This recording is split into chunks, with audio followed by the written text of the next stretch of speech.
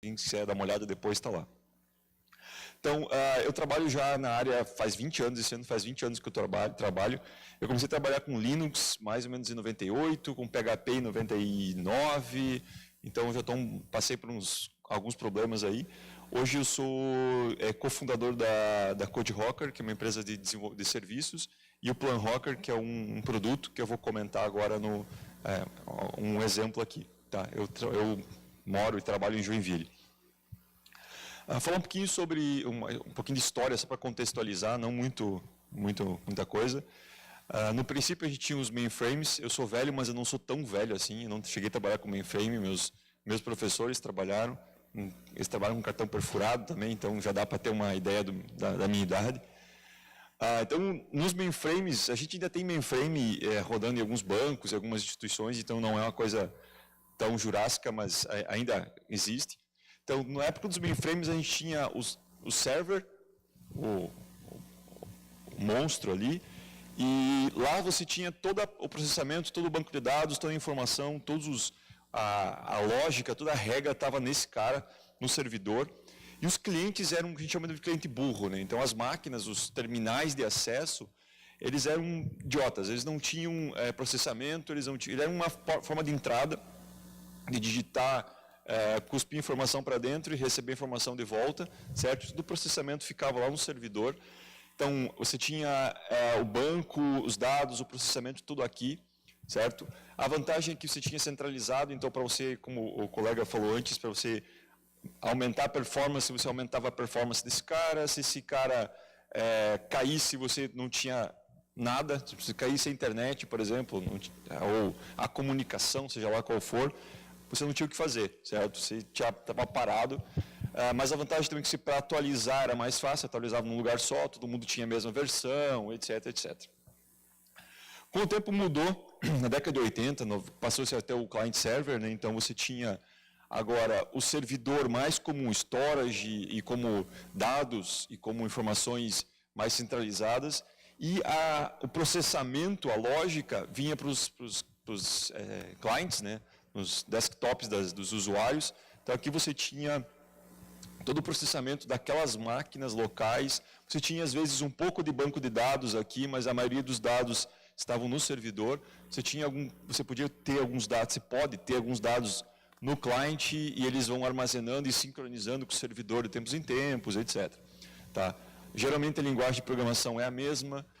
Então você tem aí que atualizar, um problema que você tem que atualizar esses caras. Agora você não tem mais tanto a dependência com o servidor, você pode ter um pouco de offline ali, porque você pode manter as coisas aqui e sincronizar, mas você tem um problema para atualizar isso, certo? Não sei se alguém trabalha, eu tenho clientes que trabalham ainda com desktop, então você tem lá, saiu uma versão nova, você tem que gerar um CD e mandar para aquele cara, ou empacotar isso e mandar para aquela desktop, para aquele cliente, para ele atualizar. Então você tem essa chatice aí de fazer isso. E aí depois percebeu que a web, além de acessar pornografia, quer dizer, além de acessar informações, você poderia fazer sistemas na web, certo? Então a gente começou a usar a web como uma plataforma, e aí você tem web server-side, que a gente chama, e client-side. Então aí você consegue ter, que acho que a grande maioria dos aplicativos, dos projetos hoje, você tem lá no servidor, você tem uma linguagem de programação, você tem o processador lá do servidor fazendo coisas pesadas, você tem um banco de dados lá no servidor, você tem cache, você tem filas, você tem várias coisas que rodam no server-side e você tem várias coisas que rodam no client-side. Hoje o front-end está muito poderoso, hoje com JavaScript você consegue fazer coisas incríveis, consegue fazer tudo com JavaScript. Nem sempre você deveria fazer tudo, mas você pode fazer tudo com JavaScript. Então, hoje no client você tem uma linguagem de programação que pode ser diferente do server, você tem um pouco de banco de dados que pode estar no client, né? Então você tem hoje local storage no front-end, etc. Lógico, você tem também os clientes mobile, a gente viu a palestra de Ionic, né? Então você tem como guardar informações, você tem como acessar informações e processar informações agora no client. Então o web é uma evolução do client-server, a gente pode dizer, né? E você consegue ter uma independência maior agora, por exemplo, A gente pode ter quase tudo no navegador sem precisar do server, ou você pode ter muita coisa no navegador sem precisar do server. Você pode ter quase tudo no mobile sem precisar do servidor, pode sincronizar de tempos em tempos, etc. Você pode ter linguagens diferentes. Então, esse é o ambiente meio que padrão hoje. E a gente está evoluindo, então, nos últimos anos, indo para uma arquitetura mais desacoplada ainda, que é a arquitetura de microserviços. Essa loucura aqui é o que a gente tem hoje em vários projetos, né? Então, você tem, ao invés de você ter um servidor ou um grande serviço que os teus clientes consomem, a ideia hoje é você desacoplar isso ao máximo. Você vai pegar esse cara que eu tinha aqui e vai destruir esse cara, dividir ele em vários pequenos serviços. Então, você pode agora ter um serviço bem específico, quem trabalha com Unix, com Linux, a ideia do Unix, o Unix Way of Life, para a web. O que significa isso? Quem que já trabalha com Linux? Então, lá você tem o cat, você tem o tail, você tem o tac, você tem o less, você tem o more, você tem o grep. São pequenos aplicativos, pequenos serviços que fazem uma única coisa muito bem feita. Só ele faz uma coisa só, uma coisa simples, mas quando você começa a juntar os aplicativos, juntar os pequenos projetinhos, você tem um negócio gigante. Você consegue pegar um cat, fazer um grep, do grep fazer um WC, do WC fazer um grep para pegar uma informação que você quer. Fazer um sort. Então, você conseguiu pegar pequenos projetos, pequenos aplicativos do Unix, juntando o resultado de um com o outro, você tem uma funcionalidade incrível, certo? Esse mesmo conceito, esse mesmo Unix Way of Life, veio para o desenvolvimento de aplicativos hoje, de projetos, né? Então, você tem um pequeno serviço que faz uma única coisa, que pode ter sido escrito em PHP, com um banco MySQL, com um storage, um cache Redis, se comunicando com outro serviço que foi feito com Python, com Postgres e Memcache, outro serviço feito em Oracle com Go. Cada serviço desses, ele faz uma única coisa bem feita, e os serviços, eles se comunicam, certo? Os clientes, agora, pode ser qualquer outra linguagem, pode ser JavaScript, você pode ter um mobile, você pode ter a internet das coisas aqui. Os aplicativos, os clientes, eles se comunicam com microserviços, os microserviços se comunicam entre eles, e por aí vai. Quais são as vantagens disso? Se esse microserviço aqui, ele começou a ficar lento, ou começou a ficar pesado, ou começou a ter problema, ou você precisa trocar ele inteiro, o resto do sistema não sabe. Você simplesmente, o resto da tua arquitetura, jogou esse cara fora e substituiu por outro, esses caras aqui não percebem. Por quê? A gente tem hoje formas de se comunicar padrão, seja HTTP com JSON, ou seja gRPC com protocolo binário sobre HTTP2. Você tem algumas formas de se comunicar padrão que facilitam com que você tenha uma interface de comunicação unificada, simples, e que facilite você trocar esses pequenos pedaços. Eu brinco, é como se fosse uma caixa de Lego, ou a molecada que é mais nova, como se fosse um Minecraft. Eu sou velho, eu lembro do Lego. Então, você vai montando, são pequenos pedaços que você vai montando, e você pode trocar isso conforme você precisa, certo? Então, esse é o Nirvana, onde a gente está indo agora, certo? Tem alguns problemas com isso, como você tem que orquestrar isso tudo, certo? Como é que eu faço para... Eu vou falar sobre isso daqui a pouco. Se eu vou atualizar um pedaço, como é que eu tenho que atualizar os outros? Se esse cara cair, agora eu tenho que garantir a continuidade usando o Virt ou usando outras coisas, certo? Então eu posso... Esse é a ideia dos microserviços. Então, a ideia do microserviço é que ele seja isolado. Por isso que cada um deles tem um banco de dados, cada um deles tem ele é autossuficiente, certo? Vou falar um case, tá? Tudo isso é bonito na teoria, mas eu vou falar um case que a gente tem aplicado, que a gente tem desenvolvido, né, na CodeRocker, que é o PlanRocker, tá? Eu não vim fazer propaganda, eu só para contextualizar qual tipo de problema a gente está resolvendo. O PlanRocker é um sistema como um serviço, um software como um serviço, que ele coleta dados de diversas ferramentas de gerenciamento de projetos, Quem que usa Git?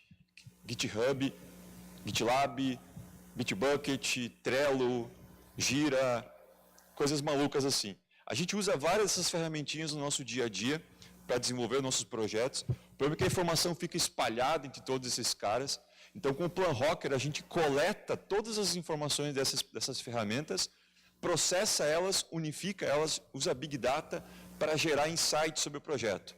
Gerar informações do que está atrasado, o que não está, ligar código com tarefa sei lá, com quem são as pessoas que são responsáveis, etc. Então, a gente tem um desafio meio grande ali para trabalhar. Que tecnologias a gente está usando no nosso dia a dia? Tá? Isso aqui, para vocês terem uma ideia, eu alterei isso hoje de manhã, enquanto estava na palestra, que alguém estava falando, eu meio, puta, eu esqueci de colocar mais 4 coisas que a gente colocou no ambiente faz pouco tempo.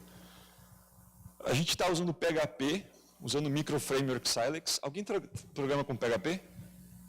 Legal, a gente está usando o Micro Framework, que é o Silex. Cara, ele tem mais coisas embutidas ali dentro, a gente montei um Micro Framework, mas a gente está transformando ele em várias coisas. A gente usa o banco de dados MySQL e também o MongoDB.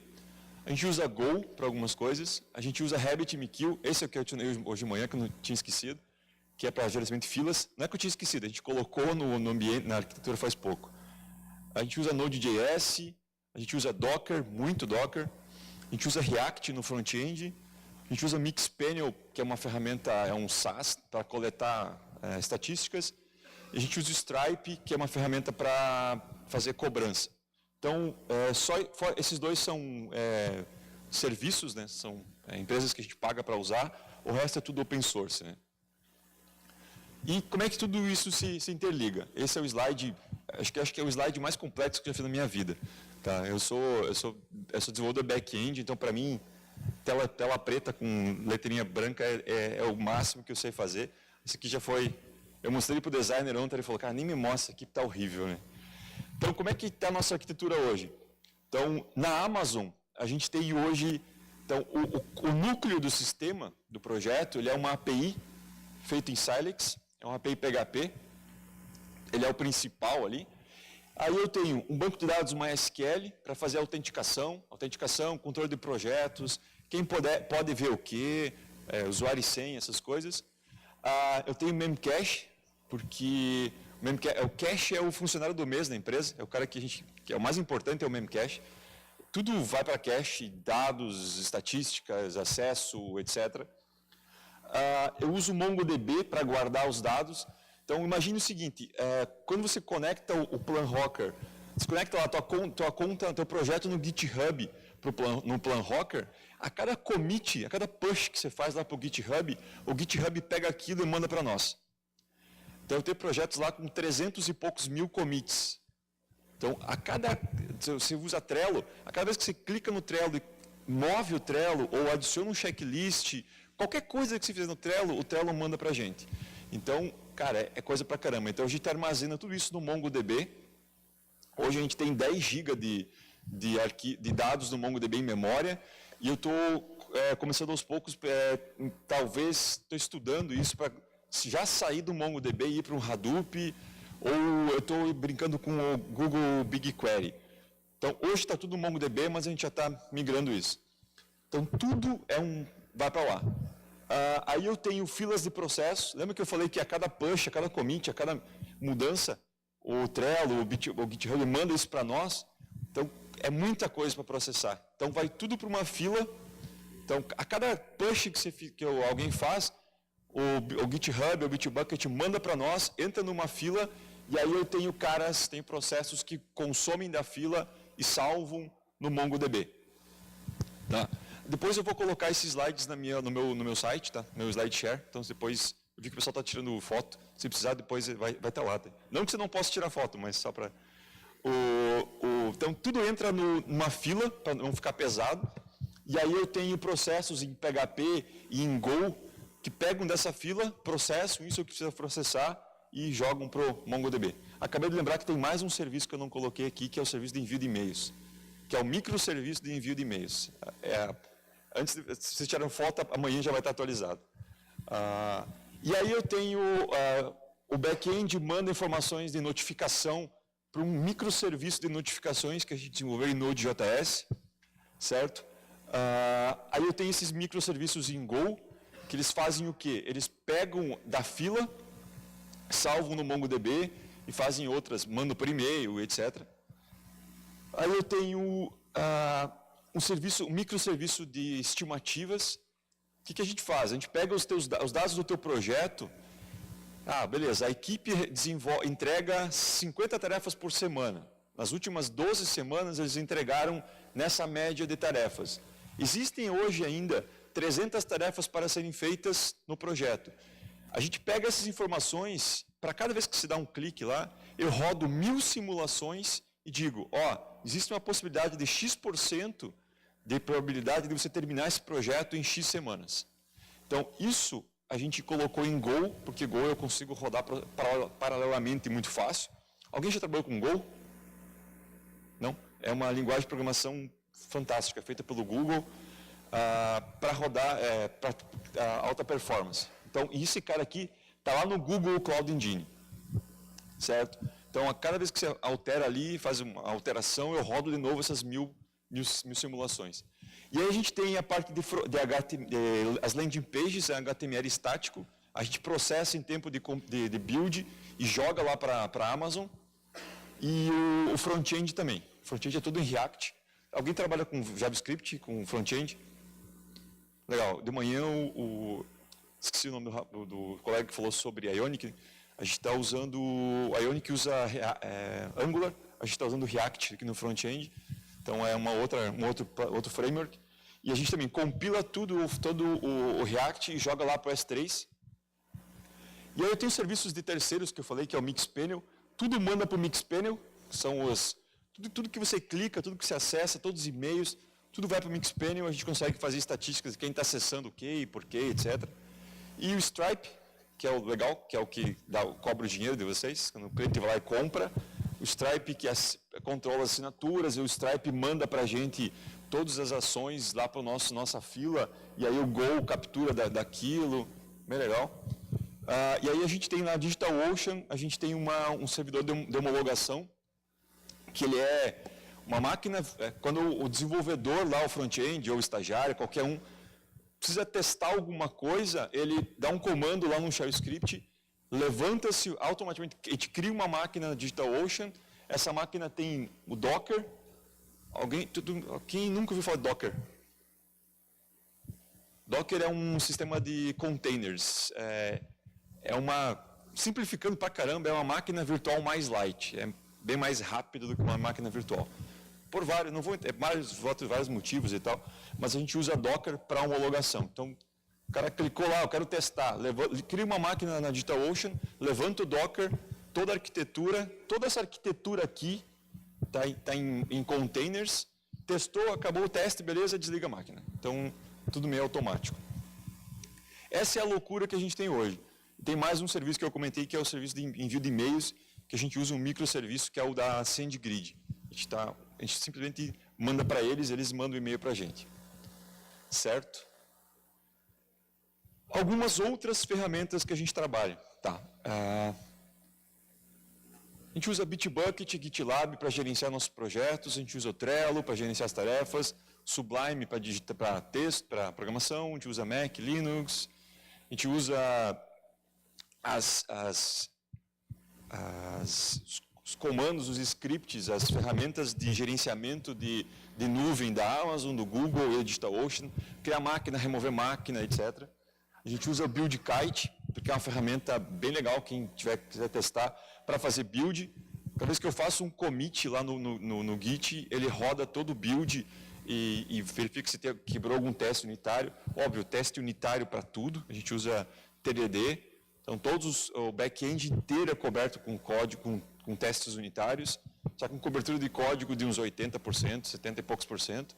Front-end também tem quase todo coberto por testes. A gente usa uma ferramenta chamada DeployBot, que é para fazer deploy, né, naquela bagunça toda ali. Então, todo o deploy é automatizado. Vou falar sobre isso daqui a pouco. Beleza? Como é que a gente chega num projeto desses? O que a gente faz para... o que a gente usa no dia a dia para se guiar para chegar nessa arquitetura, para manter essa arquitetura funcionando, para chegar numa arquitetura dessas, certo? Existe uma empresa chamada Heroku. Alguém já ouviu falar? Heroku é uma empresa que foi comprada pela Salesforce, se não me engano. É uma empresa que faz deploy, ajuda a fazer deploy e build e construção de ferramentas, de projetos. Ela é uma platform as a service. Ela roda sobre a Amazon, sobre o Azure, sobre essas ferramentas, essas arquiteturas, essas infrastructure as a service. A Heroku faz automatização de deploy de coisas.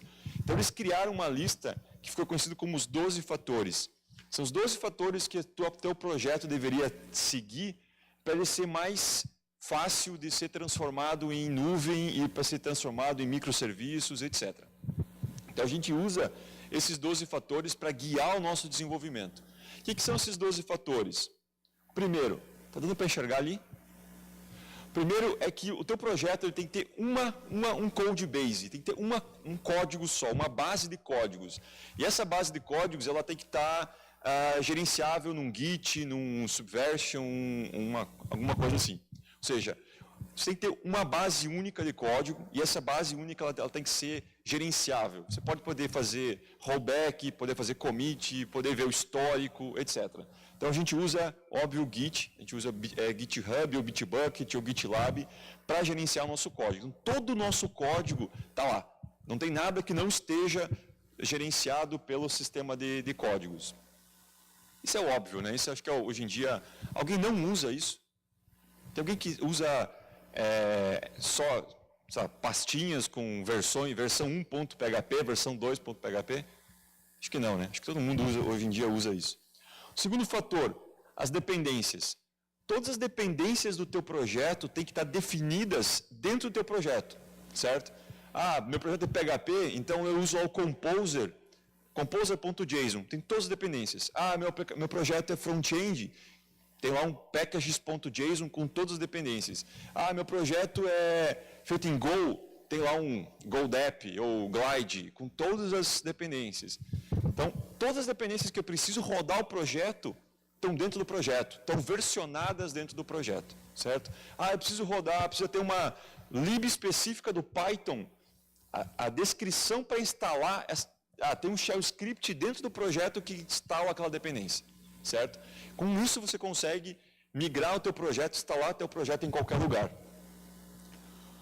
Todas as configurações elas têm que estar bem separadas do teu código. Você não pode ter configuração escrita no código, certo? As configurações elas têm que estar bem separadas do código e as configurações elas têm que depender do teu ambiente, tá? O que significa isso? Eu tenho código fonte, certo? Ele é único. Na minha máquina, no meu ambiente de desenvolvimento, eu tenho uma configuração para esse meu ambiente e o meu código ele vai rodar naquela configuração. Quando eu passo o meu código para homologação, o código é o mesmo, mas lá eu tenho um arquivo de configuração, o ambiente de configuração para aquele ambiente de homologação. Vai rodar na Amazon, ele pode ter um ambiente, vai rodar na DigitalOcean, pode ter um ambiente, etc. Então, o teu código ele tem que estar separado da configuração e a configuração ela tem que estar dependente do teu ambiente. Usar variáveis de ambiente, usar arquivos de configuração diferente para cada local onde ele vai rodar, etc. Outra, você tem que considerar o teu projeto como um consumidor de serviços. O que significa isso? Um banco de dados, ele é um serviço, certo? Aquela ideia que a gente tinha de, não sei se alguém ainda faz isso, mas triggers, stored procedures, cara, isso é do mal, isso é nocivo. Por quê? Porque você imagine que tem um banco de dados, tem teu projeto. Se você pegou metade da tua lógica e embutiu no banco de dados, é como se você tivesse pego duas peças de Lego, que é o teu projeto e o banco, grudou uma na outra e passou Super Bonder. Você tem duas peças de Lego? Tem, mas você está amarrado, você não consegue separar. Então, você tem que considerar o teu projeto como um consumidor de serviços. O que são serviços? Banco de dados, storage, envio de e-mail. A menos que você seja uma empresa que envie e-mails, o teu serviço ele consome o envio de e-mails, ele consome um banco de dados, ele consome um serviço de cálculo de frete, sei lá. Por que isso? Porque fica fácil você trocar esses serviços, certo? A gente tem, por exemplo, tem um cliente nosso, que é no Chapecó, a gente desenvolveu um projeto gigante para eles, e na minha máquina, o banco de dados é MySQL, porque eu preciso testar na minha máquina em MySQL. No servidor de homologação deles é Postgres e no servidor de produção é Oracle. Ou seja, o projeto ele consome o banco de dados. O banco de dados ele é um serviço a ser consumido. E eu posso trocar esse serviço muito fácil. Tenha bem definido build, release e run. Se você conseguir dividir bem claramente essas 3 estágios, então tu tem um código que está lá no Codebase, no teu Git. Esse código ele vai ser construído, certo? Ele vai ser entregue para algum servidor e ele vai rodar em algum lugar. O fato de você ter essas 3 fases bem distintas permite que você tenha scripts, que você tenha comportamentos diferentes para cada fase. Então, no meu PHP, o meu build é baixar todas as dependências e rodar o teste unitário. Beleza, build passou. Ah, meu front-end, o que é? Baixar todas as dependências, rodar o grunt, o gulp, todas as magias negras, sacrificar virgens e tudo que precisa fazer no front-end, que é uma loucura. Esse é o build. Transformou lá num arquivo .js no final. Então, eu tenho vários estágios. Se aconteceu, quebrou um teste durante o build, ele nem faz o release. Não vai mandar para o servidor uma versão quebrada. Ou, durante o build, a gente roda um teste, ficou mais lento do que a versão anterior, nem manda para a produção. Não faz o release. Não roda a tua máquina, não manda para o servidor. E eles têm o release, que é o deploy, né? Pegar aquela versão que foi construída e jogar lá para produção ou para uma máquina de homologação, etc. Então eu tenho... Lembra que eu falei das ferramentas? A gente usa o build kite para fazer o build e o deploy bot para fazer o deploy. Então são essas fases. E o run, ele vai ter um comportamento diferente lá em produção, lá em execução. Então a gente tem coisas, principalmente gerenciamento de logs, vai ter uma palestra de Target sobre logs. A gente tem o projeto, ele roda, quando ele roda na minha máquina, ele gera um tipo de log. Quando ele roda em produção, gera outro tipo de log, outro comportamento. Então, você ter essas fases bem definidas ajuda muito você criar esses processos. Processos. Considere o teu serviço como um processo que não compartilha nada, que é os microserviços. Considere o teu projeto como uma série de pequenos processinhos, certo? Aqui que é a chave dos microserviços. Você tem o teu projeto, você consegue olhar para o teu projeto e verificar, esse pedaço aqui, vamos transformar ele num serviço, que ele vai, é o que chama de share nothing. Ele vai receber as informações que ele precisa para processar e ele vai retornar um resultado. Ele não vai compartilhar pedaços. Ah, esse cara aqui, esse pedaço aqui, ele precisa esperar uma outra informação de um outro pedaço do sistema. Ah, então eles são um processo só, certo? Tente não fazer essa parte de compartilhar. Tente pegar o teu projeto e quebrar em pedaços menores, que você pode rodar em lugares diferentes.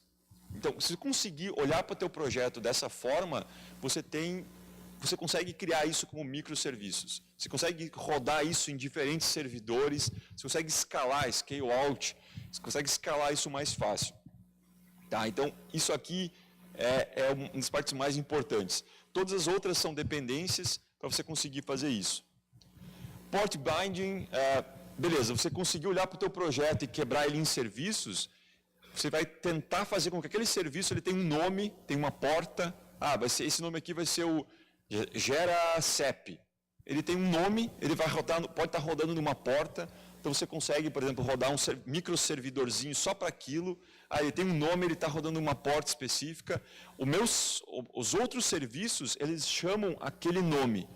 Se você precisar trocar a implementação daquele nome, legal, porque eles não estão chamando o arquivo PHP ou o arquivo Java que roda aquele serviço, eles estão chamando o nome do serviço.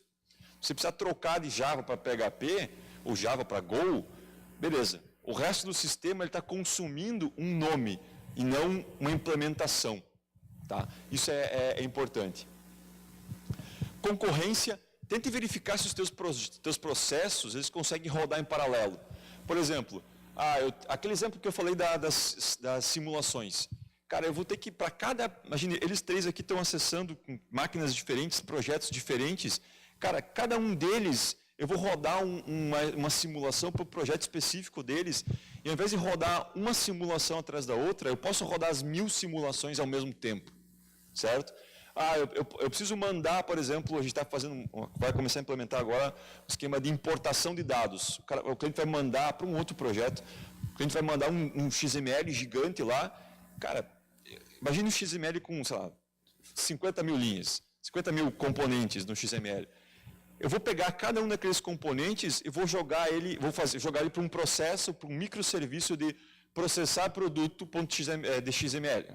Então, eu vou pegar aqueles 50 mil produtos e vou pegar cada um deles e jogar para uma ocorrência, rodar num microserviço diferente, ele vai rodar todo em paralelo. Tá? Então, se o serviço faz, esse microserviço que a gente vai desenvolver, ele vai receber um XML de um produto, vai processar e vai salvar numa base de dados, cara, eu posso rodar 50 mil ao mesmo tempo.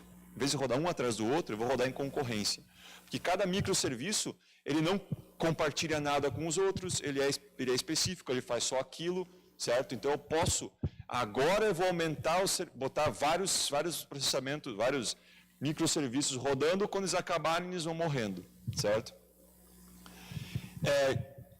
Disposability, descartável. O teu processo, ele tem que ser descartável. Imagine que está rodando o projeto ali de simulações. Se na metade das simulações acontecer algum problema e elas morrerem, eu simplesmente reinicio ela, certo? Eu começo ela de novo. Ou se ficou lento, eu migro ela para um outro servidor, certo? Então, tu tem que tentar o máximo com que aquele processo ele seja descartável. Se acontecer algum problema, ou se precisar interromper e jogar para uma outra máquina, ou precisar fazer uma migração de processo, migração de container, alguma coisa assim, fique mais fácil acontecer isso. Isso acho que é o mais fácil que tem, que é a paridade entre desenvolvedor e produção, entre ambiente de desenvolvimento e produção. Alguém já usou a frase, na minha máquina funciona? Cara, isso não pode. Não existe mais isso. Por quê? A gente tem tecnologia hoje com máquinas virtuais, com containers, para ter exatamente a mesma arquitetura, o mesmo ambiente na máquina do desenvolvedor que eu tenho na produção. Aqui na minha máquina, eu tenho hoje, a gente estava comentando antes, eu estou rodando, nesse momento eu estou trabalhando em 4 ou 5 projetos. Cada projeto ele é tão ou mais complexo do que o Planrocker. Então, cara, imagina, na minha máquina eu tenho que ter RabbitMQ, tem que ter Memcache. Aqui já conseguiu instalar o Memcache e o RabbitMQ no Windows, por exemplo. Cara, é absurdo. Então, a gente tem um designer que tem uma máquina Windows lá, uma designer, e ela tem uma máquina Windows, ela precisa levantar o ambiente inteiro, ela só tem o Docker for Windows. Ela dá um clique no botão lá, levantou o ambiente inteiro. Acabou de mexer, ela desliga o Docker. Acabou. E é exatamente a mesma estrutura que está lá em produção. E como as dependências estão dentro do código, quando ela clica lá em dar um git pull, baixa todas as dependências, inclusive as dependências do Docker. Então, quando ela levantar lá de novo, ela tem a mesma máquina. Se agora eu coloquei lá um novo microserviço, cara, quando a pessoa der um update no GitHub, levantou aquela nova máquina, aquele novo container. Então, a gente tem exatamente a mesma estrutura que eu tenho em produção, eu tenho em todas as máquinas dos desenvolvedores. Logs. Assista uma palestra de tarde sobre logs, que é extremamente importante. Quando você trabalha com um ambiente complexo assim, log é muito importante. Você precisa ter uma forma de armazenar log, de processar isso facilmente, de gerenciar isso muito fácil, certo? Agora, isso aqui tem que ser, todos os microserviços, todos os serviços têm que jogar log para um lugar só. Tá? Então, a gente trabalha isso de uma forma muito mais fácil. Tem ferramentas muito legais hoje. E a última dos 12 fatores é os processos administrativos, eles têm que ser automatizados. O que significa isso? Criar conta, fazer backup, arquivar log, criar novo usuário. Cara, tudo tem que ser automatizado. A gente tem projetos que têm mais arquivos de shell script do que arquivo PHP. Porque, cara, a gente paranoico. Se eu fiz uma vez, 2 vezes, a mesma coisa, na terceira vez eu crio um shell script. Então, tudo a gente automatiza. Tá? Eu posso mostrar depois se der tempo. Acho que, não sei como é que eu estou de tempo. Mas deixa eu mostrar rapidinho aqui como é que é o ambiente disso no dia a dia, e depois eu vou falar dos problemas. Tá? Deixa eu mostrar rapidinho aqui. Acho que... Alô? Deu. Eu vou mostrar aqui... aqui minhas brincadeiras com o BigQuery do Google.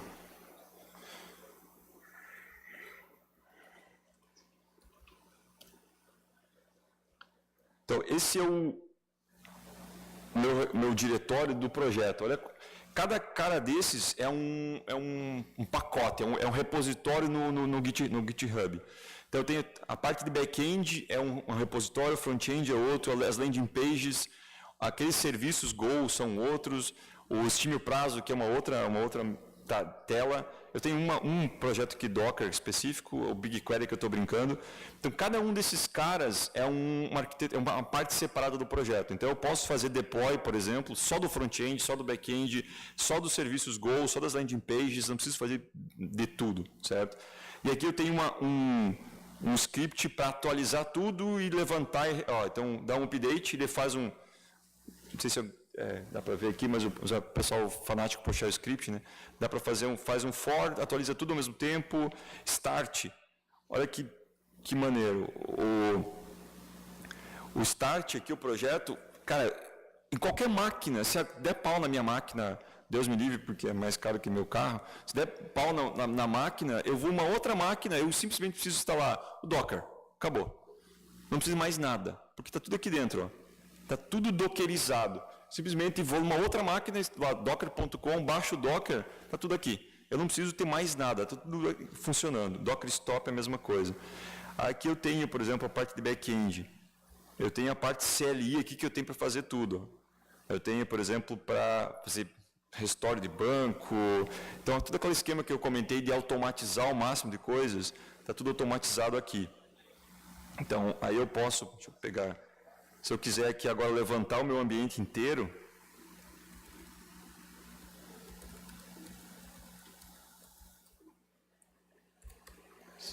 vou pegar só back-end aqui. Opa.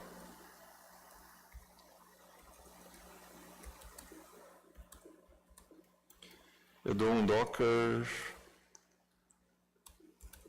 compose up, beleza. Vai levantar aqui todo o meu ambiente. Acho que eu estou sem internet. Aqui. Está levantando uma SQL, está levantando. Eu tenho um container para você. Lembra que eu comentei que a gente usa os scripts da Amazon, por exemplo? Então aqui o AWS é um container que tem Docker, que tem todos os shell scripts da Amazon para levantar a máquina, derrubar a máquina, etc. Levantei aqui MongoDB, Socket.io, aqui, que é o nome que eu dei para aquele microserviço de notificações. Tem aqui o RabbitMQ, o Memcache, Apache, está tudo aqui. E esse mesmo ambiente está em todas as máquinas. Então, aqui que eu comentei das dependências, então, para quem trabalha com PHP, aqui são todas as dependências do PHP. Então, se eu precisar atualizar alguma dependência, está aqui dentro. As dependências do front-end também estão aqui no diretório do front-end. Eu tenho aqui um package.json. Estão todas as dependências do front-end. Então está tudo dentro, não tem nada separado, eu posso atualizar isso automaticamente. Outra coisa que eu ia mostrar. Tá, eu vou lembrando mais alguma coisa, eu vou passando. Deixa eu ver.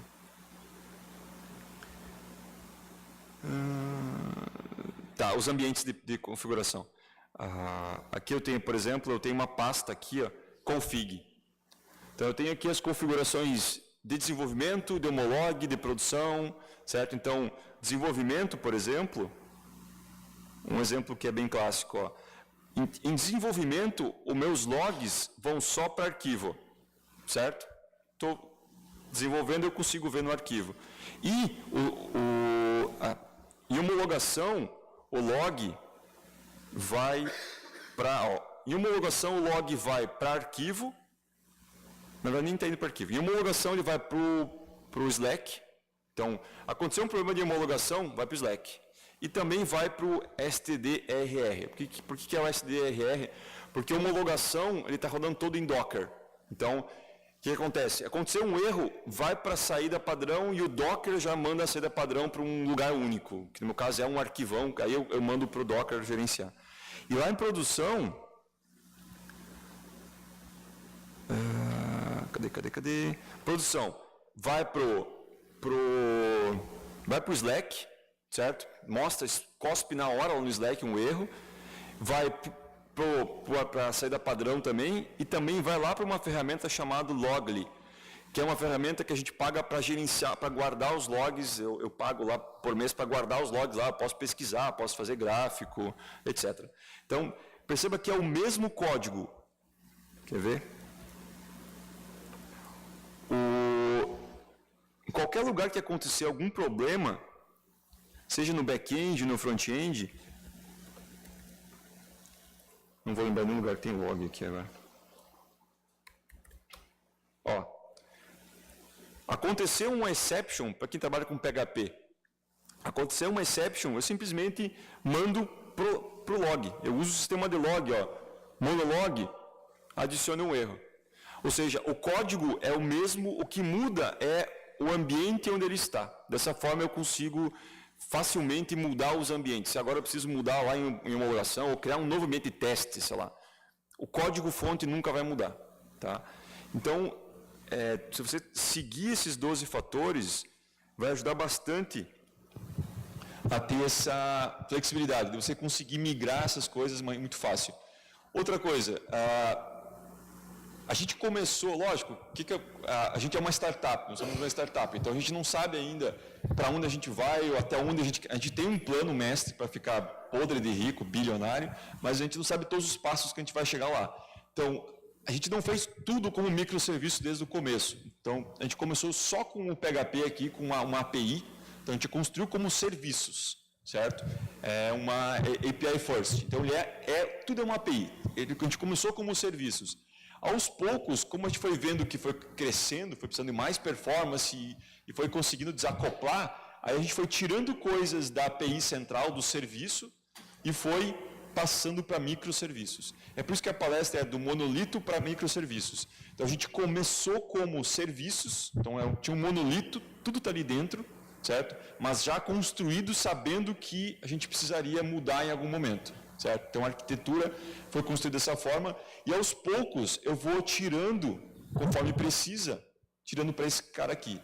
E vai chegar um ponto que esse cara aqui vai desaparecer. Ele vai crescer, a gente vai tirando as peças dele e vai desacoplando aos poucos.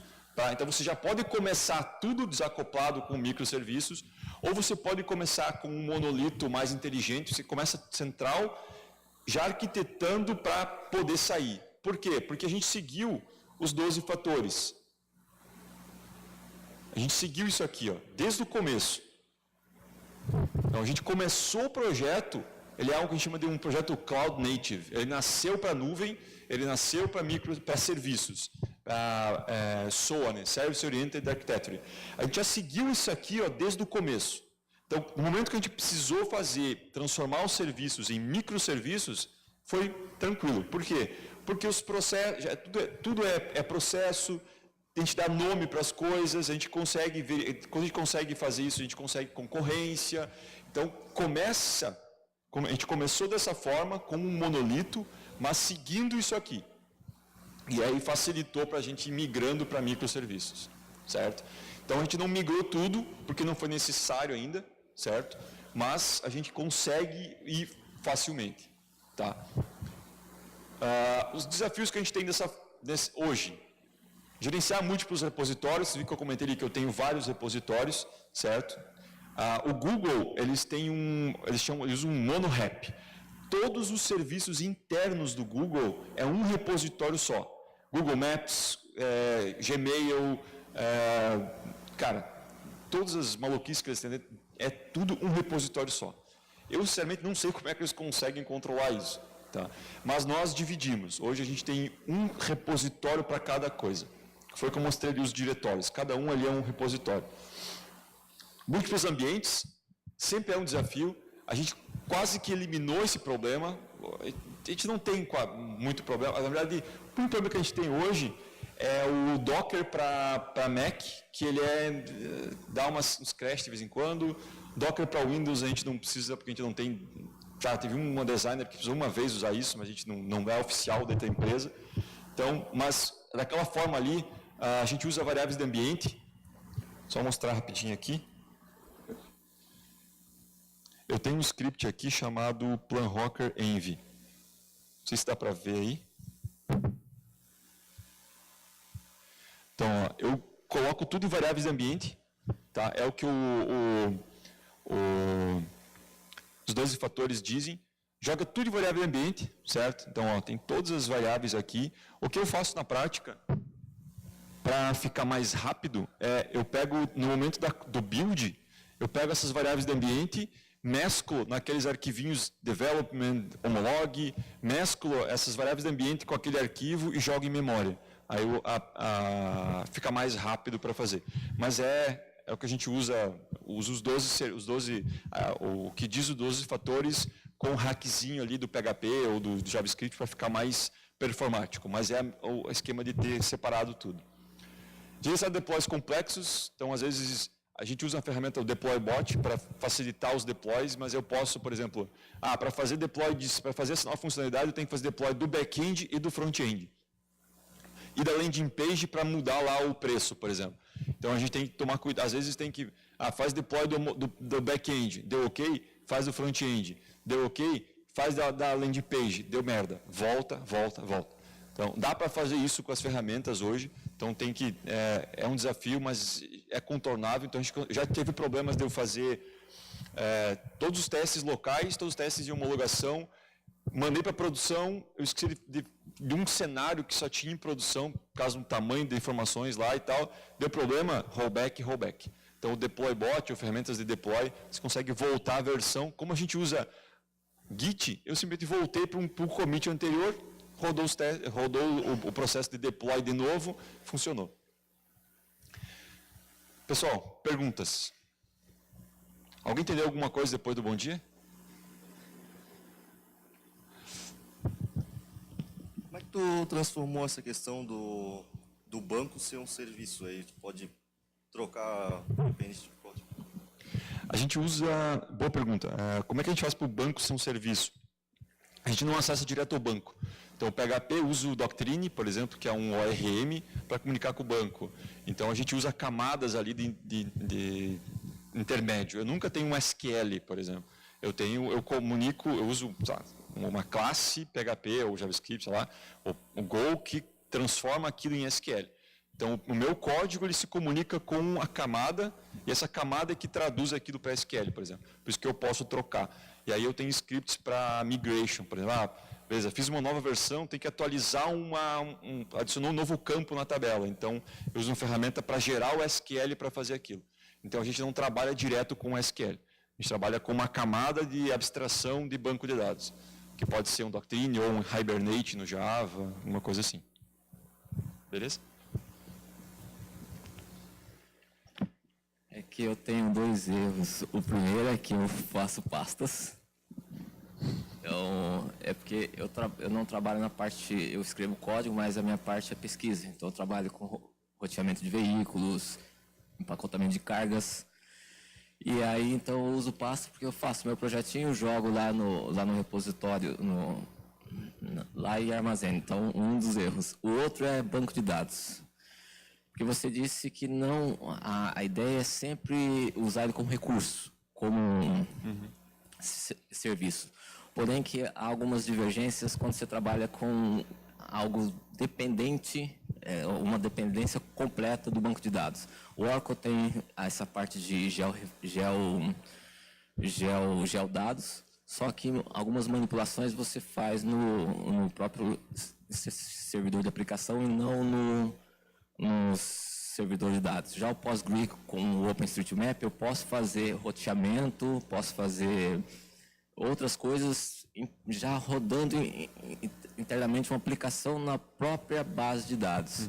E quando eu tenho eu posso ou não posso? Porque aí, no caso, se eu jogo na minha aplicação, eu sou obrigado a trazer todo o dado para a memory para depois começar a aplicação. E, no caso, eu já faço todos os meus cálculos diretamente da base de dados, sem fazer esse tráfego enorme, muitas vezes, de nodos e...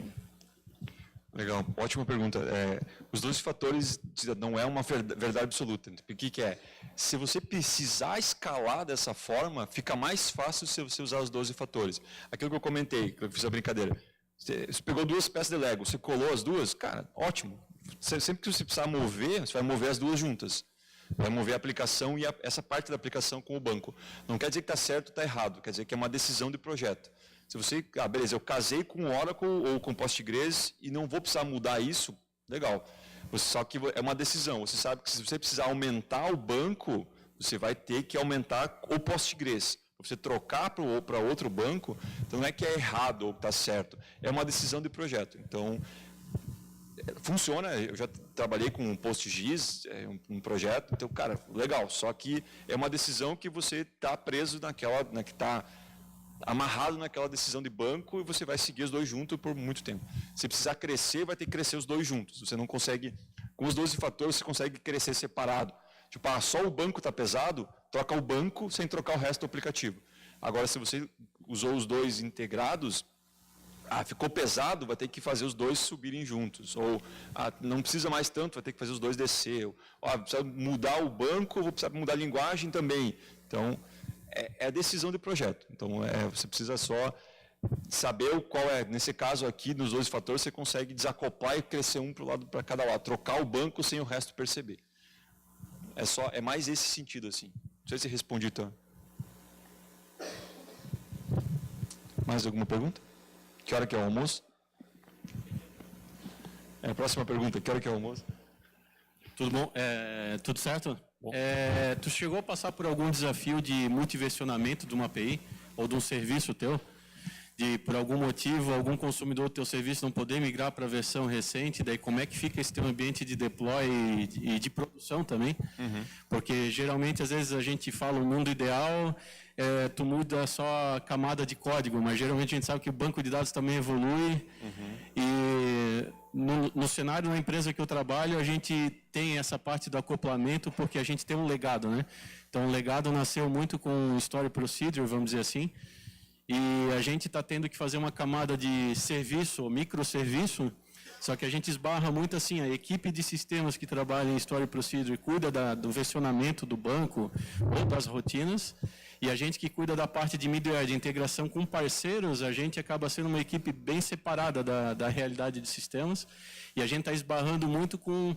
A gente já está numa loucura assim de ter mapeado para a gente atender mais de 60 ambientes já. Porque cada ciclo de cada módulo do sistema segue uma evolução. E a gente não está achando assim a receita do bolo para não sofrer tanto com deploy, como a gente tem que atender várias versões assim.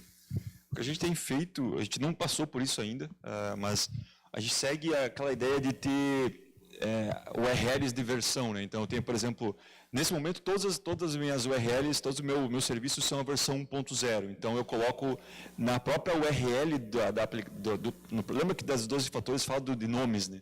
Você vai usar nomes. Então no nome do serviço eu tenho V/V1 ou V1 ponto alguma coisa. No momento que eu precisar, o serviço de login, eu tenho /V1/login ou ponto .login. Se precisar mudar, eu vou ter, continuo tendo V1 e vou ter o V2, V3, V4. Então, e aí os clientes vão migrando aos poucos para essa outra, ou vão se manter em paralelo. A gente não teve esse problema ainda, mas a documentação, as boas práticas mandam você ter isso aqui, mais ou menos isso aqui, nomear. Por isso que é importante aquele esquema de nomes, né? Você usa o nome, login V1, o login V2. E aí você pode ter mais de um login separado, ao mesmo tempo. E você pode fazer deploy só da versão 1, só da versão 2. Aí você separaria, por exemplo, em repositórios diferentes, repositório V1, V2, ou códigos dentro do próprio projeto, sabendo do próprio código ter métodos diferentes. Então, é mais ou menos o que o Google usa também, né? Então, se tu usa a API V1 do Maps, eu estava olhando ontem A API do GitHub. O GitHub tem 3 versões da API. Então, quando você vai escolher, você diz, a documentação tem V1, V2 e V3. Então, você consegue olhar isso. O que a gente tem feito, aí a gente usa para... Isso também para... Vou só mostrar rapidinho aqui.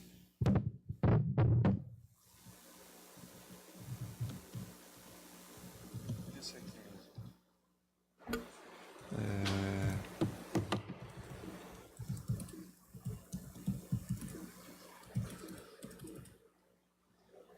A gente tem aqui, por exemplo, eu tenho documentação dessa API aqui.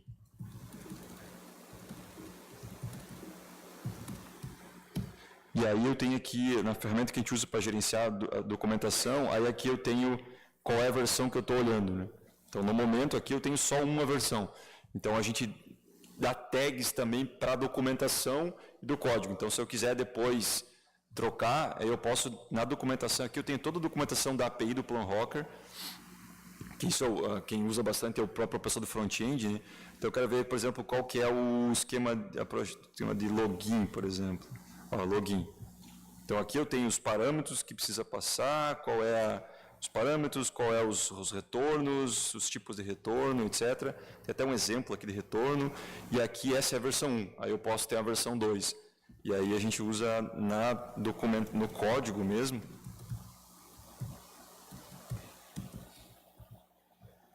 Aqui. Desculpa, acho que é esse cara aqui, esse. Ó. Aí aqui na documentação eu tenho, essa é a versão 1.0. E aí eu poderia ter documentação para outras versões e aí usar essa nomenclatura aqui. Não sei se era mais ou menos essa a pergunta, mas... Então a gente não precisou, não teve esse problema que vocês têm, que é um desafio legal de passar, mas a gente meio que se preparou para isso aqui. Então a gente tem versões... A documentação está batendo lá com os nomes dos serviços, e aí se eu precisar trocar, eu vou por esse caminho. Dúvidas? Mais alguma dúvida?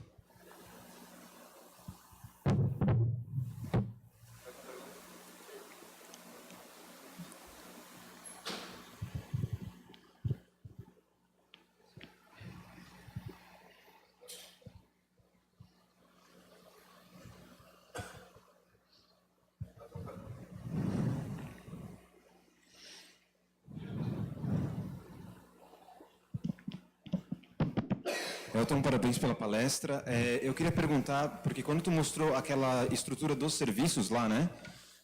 Eu fiquei me perguntando se tudo vai funcionar bem 100% do tempo, porque, por exemplo, se tiver alguma atualização do PHP, por exemplo, como é que vai funcionar? Porque é bastante complexo, pelo menos ao meu ver, né? Eu não sou desenvolvedor, mas com todos esses serviços se comunicando, quando acontece algum problema, como é que a gente procede?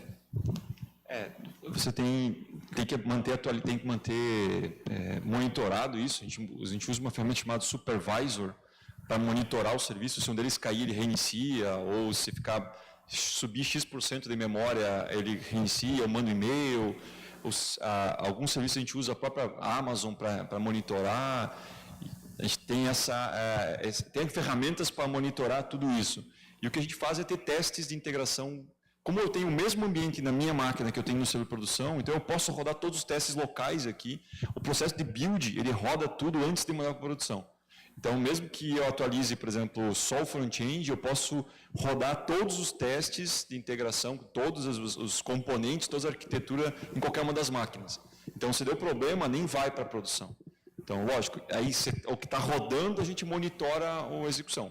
Mas alterações, o próprio desenvolvedor ele consegue rodar todos os testes na máquina dele ou na máquina de testes antes de mandar para a produção.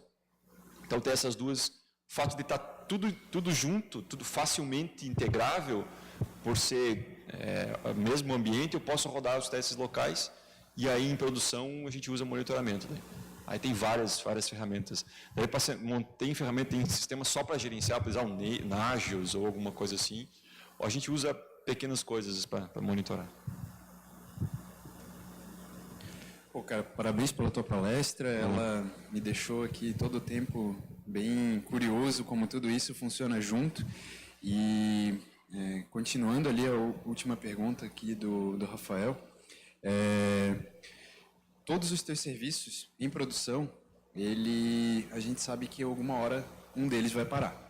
E quando ele para toda a tua aplicação ou tu consegue continuar trabalhando com menos funções? Mas claro, né, se cair um banco de dados, a gente vai saber que, né, não tem muito o que fazer. Mas se cair um serviço de e-mail, cair um serviço de front-end, talvez um back-end de alguma consulta, um B2C, alguma coisa assim, tua aplicação continua rodando ou ela para totalmente? Tem que continuar rodando. Tu tem que ter failback para tudo. Então, pega no front-end, por exemplo, tem um dos serviços ali que faz aquele serviço de simulações. Então, por exemplo, se ele falhar ou se der timeout, o front-end mostra, não foi possível mostrar essa informação agora, tente mais tarde, certo? Então, a gente já pensa nisso no desenvolvimento. Aí é uma boa prática de desenvolvimento. Como lembra dos 12 serviços, tudo é um serviço. Se tudo é um serviço, você não pode confiar nele. Então, você tem que ter failback, tem que ter teste. Então, o banco caiu, lógico, o banco caiu, você vai mostrar alguma coisa diferente. O monitoramento deveria avisar antes, no caso, né? Então, tudo tem failback. Por exemplo, se acontecer um problema, o usuário, a gente dá uma mensagem, eu mostro alguma coisa e explode lá no Slack. Então, eu sei, por causa do Slack, eu sei em real time, deu problema em tal coisa. Então, a gente tem monitoramento, a gente usa, eu vou ter que atualizar de novo o slide, que também tem mais uma ferramenta, que é o Sentry, que a gente usa para monitorar exceções. Tudo que a gente já eu sei que isso pode dar problema, então a gente escreve o código para isso. E mesmo assim, a gente tem uma outra ferramenta que a gente usa, que se escapou algum erro que a gente não controlou, que explodiu o erro, deu uma exception, alguma coisa que não foi capturada, o Sentry captura e joga para um banco de dados dele lá e me manda um e-mail, e uma notificação, se eu quiser. Diz, essa exceção aqui não estava monitorada e explodiu. Da linha do código que aconteceu, etc. Então, a gente tem isso. Poxa, muito legal isso. E mais uma dúvida com relação a esse monitoramento. Problemas já mapeados, que são facilmente resolvidos, você usa com esse monitoramento algum tipo de ação automática? Ele já executa algum procedimento para corrigir aquele problema sozinho? A gente tenta, digamos, né? A gente tenta o máximo possível. Por exemplo, aqueles microserviços a gente usa o supervisor. Então, o supervisor ele fica monitorando, é um processo Python que fica monitorando os serviços. E aí, se um deles cair, você pode programar ele para reiniciar aquele serviço ou para só me avisar, por exemplo. Não só cair, você pode botar regras. Se aquele serviço está consumindo mais do que X% de CPU ou mais X% de memória, reinicie e me avise, ou só me avise. Então, você tem ferramentas, depende de cada caso. Então, coisas mais cruciais a gente gerencia mais de perto, assim. Senão, você só avisa ou coisas assim. Então, tem várias ferramentas para se fazer isso. Então, a gente usa o supervisor, usa o Sentry, usa o Loggly. Então, aconteceu um problema, problemas que eu sei que podem acontecer, que são já mapeados, que eu tenho teste unitário, teste de integração para isso, aconteceu um erro desses, eu jogo lá para coisa. Então, a gente tinha um problema, por exemplo, da sobrecarga nos dados que vinham do GitHub. Então, a gente jogou para a fila. Começou da sobrecarga, jogamos para a fila. Então, ele vai para a fila, ele tenta executar, se não deu certo, joga de volta para a fila. Joga de volta para a fila, na terceira vez que ele não conseguir executar, que ele jogou para a fila, ele manda uma mensagem para mim. Esse processo aqui eu tentei 3 vezes e não consegui. O que eu faço? Então, lógico, ele manda de volta para a fila e a gente tem que tomar uma decisão de matar aquele processo, alguma coisa. Então, a gente vai fazendo aos poucos, assim. O bom da arquitetura ser feita em cima dos 12 fatores permite que eu postergue algumas coisas. Eu só coloquei filas, um mês atrás, e o projeto começou em janeiro. Então, mas a arquitetura já estava preparada para isso desde o começo, de ter processos e ter essas coisas. Poxa, legal. Parabéns, cara. Grande projeto. Obrigado.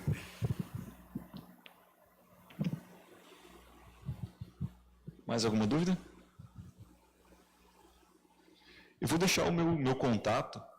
Então, é eltomineto.net, é o lugar mais fácil de me encontrar. Lá tem vários posts que eu escrevo sobre Esse blog já tem 13 anos. Eu contei esses dias. Cara, tem 700 e pouco. Eu sei que eu estou com esse número na cabeça porque eu migrei do Jekyll para o Hugo, que estava muito lento para gerar o blog e eu tive que passar para Go para gerar mais rápido. Tem 600 e poucos posts lá. O Twitter e o e-mail pode ser o emineta@gmail ou @coderocker, dá tudo na mesma. No site tem uma palestras lá, tem todas as palestras daí também. E a gente está contratando, não sei se eu poderia falar isso, mas a gente está contratando. Então a gente tem vaga para front-end e para back-end. Então quem quiser, quem tiver interesse, aqui tem as descrições ou me manda um e-mail que eu mando certinho as descrições daí. Então a gente tem vaga para back-end, front-end, desenvolvimento principalmente web e coisas assim. Beleza, pessoal? Obrigado.